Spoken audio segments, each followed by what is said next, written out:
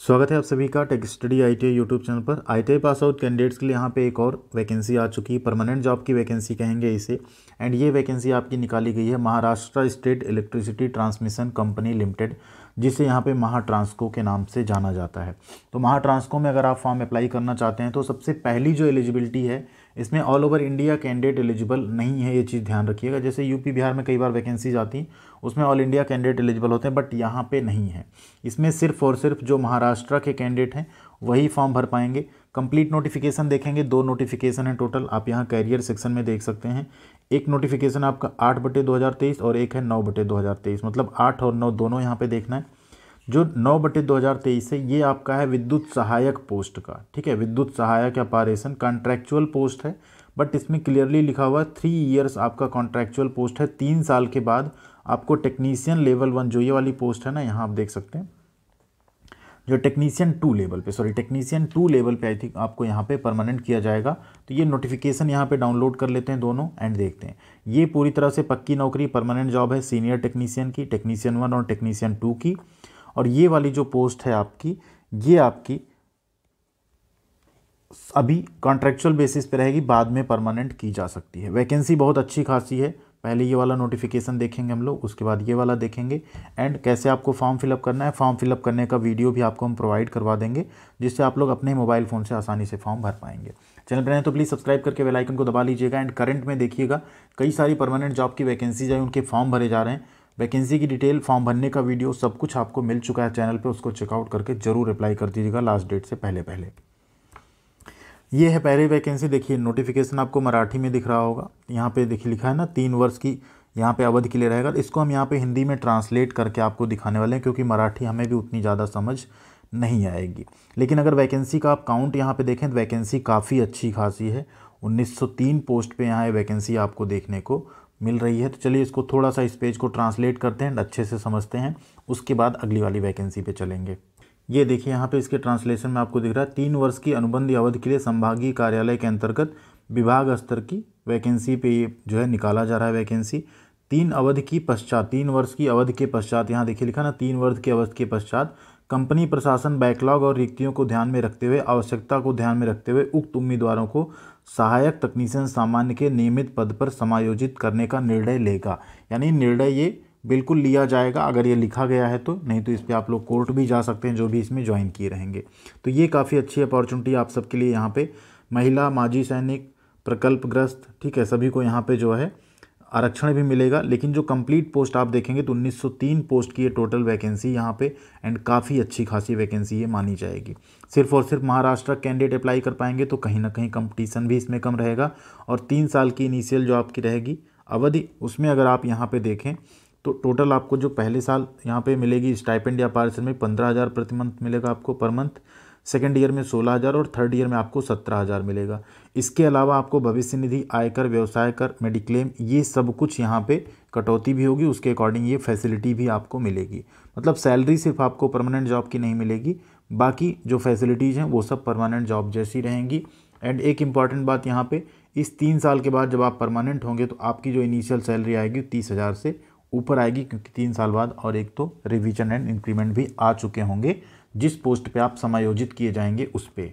अब इसमें अगर शैक्षिक अर्हता की बात करें यहाँ पे, तो शैक्षिक अर्हता में आपसे मांगा गया इलेक्ट्रिकल में आपने एनसीवीटी से आईटीआई किया हो, ठीक है, एनसीवीटी लिखा है, एससीवीटी नहीं चलेगा यहाँ पे। तो अगर आपने आईटीआई किया है यहाँ पे, या आपने इलेक्ट्रीशियन कोर्स पूरा करने के बाद अप्रेंटिसशिप भी की है, राज्य व्यावसायिक प्रशिक्षण, तब भी आप यहाँ अप्लाई कर सकते हैं। या आपने एनसीवीटी द्वारा जो centre of excellence COE course होते हैं ना, वो 2 साल का पूरा किया है, तब भी आप यहाँ पे अप्लाई कर सकते हैं। तो आसानी से आप लोग यहाँ पे अप्लाई कर सकते हैं अगर आपने आईटीआई किया है उस केस में। और फॉर्म भरने की जो यहाँ पे अंतिम तिथि रहेगी वही यहाँ पे रहेगा 10 दिसंबर 2023, वही यहाँ पे डेट भी रखी गई है, ठीक है। तो 20 नवंबर से लेके 10 नवंबर 2023 तक फॉर्म भरे जाएंगे। एंड एज लिमिट भी अच्छी खासी 18 साल से लेके 38 साल तक एज लिमिट रखी गई है।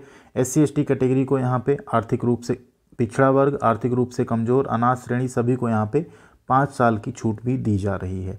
साथ में भूतपूर्व सैनिक जो है उनकी अधिकतम आयु सीमा प्लस यहाँ पे 3 वर्ष की दी जाएगी। प्रोफेशनल खिलाड़ी जो है उनको 43 वर्ष तक का एज दिया गया।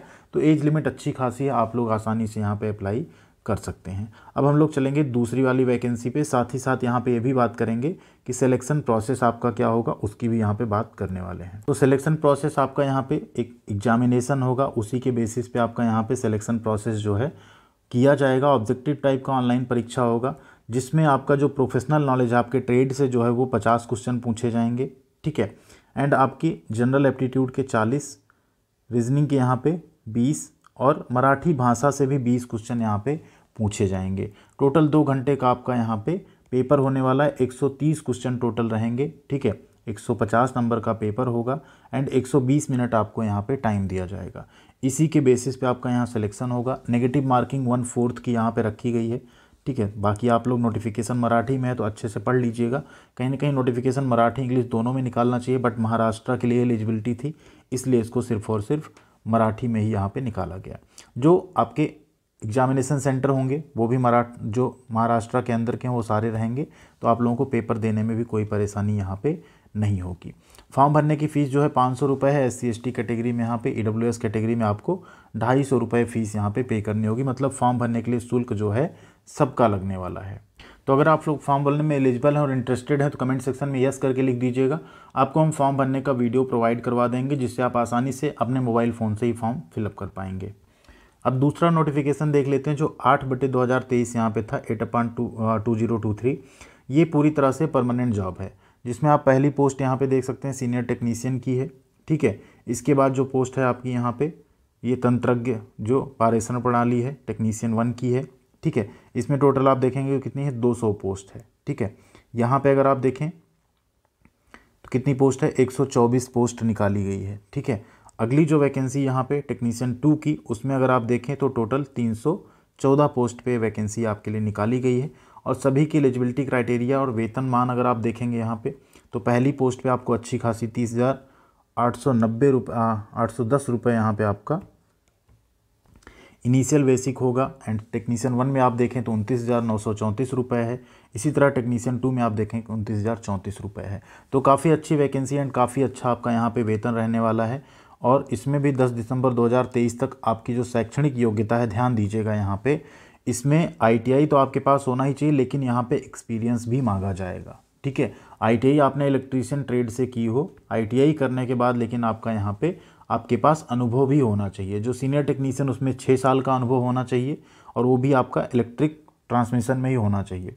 टेक्नीशियन 1 में आपका 4 साल का और टेक्नीशियन 2 में आपका 2 साल का एक्सपीरियंस होना चाहिए ITI के बाद, तब आप ये फॉर्म फिलअप कर पाएंगे। तो जिन कैंडिडेट्स के बाद एक्सपीरियंस है वो इस पोस्ट के लिए फॉर्म फिलअप करेंगे, एंड जिन कैंडिडेट के पास एक्सपीरियंस नहीं है, फ्रेशर हैं ITI करके, वो लोग वहाँ पे जो कॉन्ट्रैक्ट बेस की वैकेंसी है उसके लिए आप लोग फॉर्म फिलअप कीजिएगा। 3 साल आप जॉब करने के बाद वहाँ पे परमानेंट हो सकते हैं। दोनों में जो रिजर्वेशन प्रोसेस है, बाकी चीज़ें हैं वो सेम रहेंगी।